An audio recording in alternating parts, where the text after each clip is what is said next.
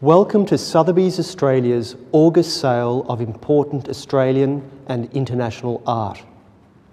This highly curated sale includes 66 works by Australia's most significant historical, modern and contemporary artists. A highlight of this sale is Sidney Nolan's Kelly and Lonigan, painted in 1945. This previously unpublished painting from Nolan's first Kelly series is offered here for public sale for the very first time. Kelly and Lonigan represents a unique moment in the Ned Kelly story and within Sidney Nolan's series. On a visit to Benalla in 1877, Kelly was arrested for being drunk and for riding his horse across the footpath. This particular image shows Kelly being restrained by two constables upon his escape from lockup. The painting, never previously reproduced, was last seen in Australia in the exhibition Rebels and Precursors, organised by the National Gallery of Victoria in 1962. The crowning achievement of the life and work of John Brack are the paintings of his 50s and 60s.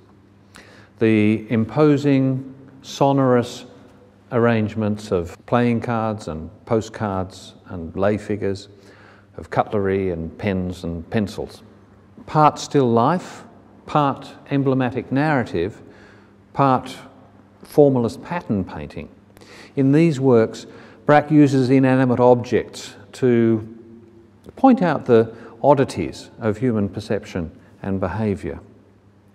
In the paintings of around 1979, 1980, we find titles like March, Halt, Procession, Siege. Introducing in his work a typically sardonic comment on militarism and imperialism. In this work, Journey, the army of pens and pencils marches unstoppably from one tabletop continent to another before the final punning invasion of China.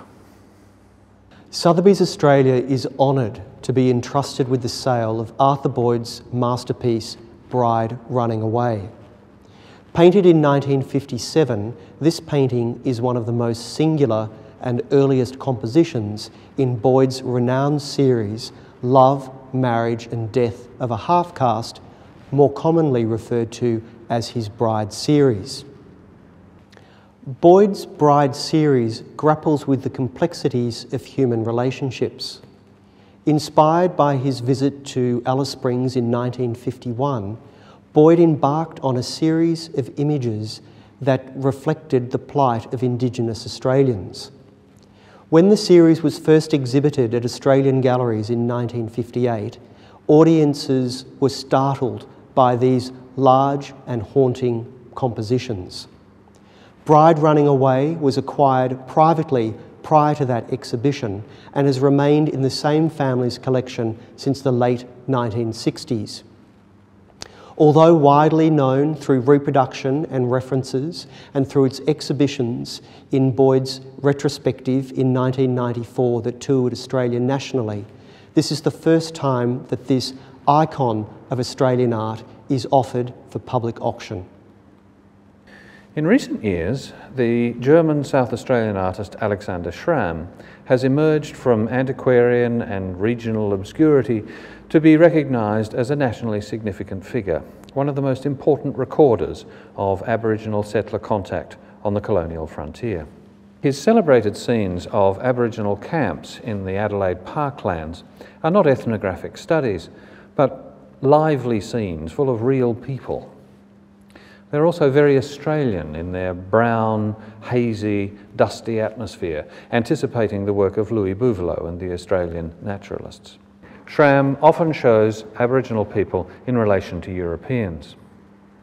In the present work, an important recent rediscovery, the Aboriginal woman's accommodation of European culture is shown not only by her dogs, but also by this figure of a horse grazing in the background, and by the fact that she is wearing, of all things, a Saxon bonnet.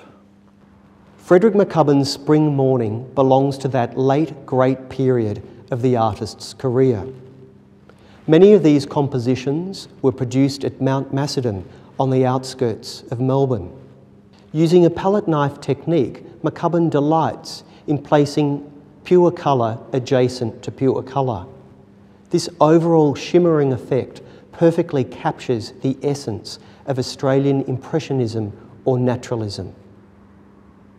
Spring Morning was acquired by an English collector during their world tour to Australia in 1914.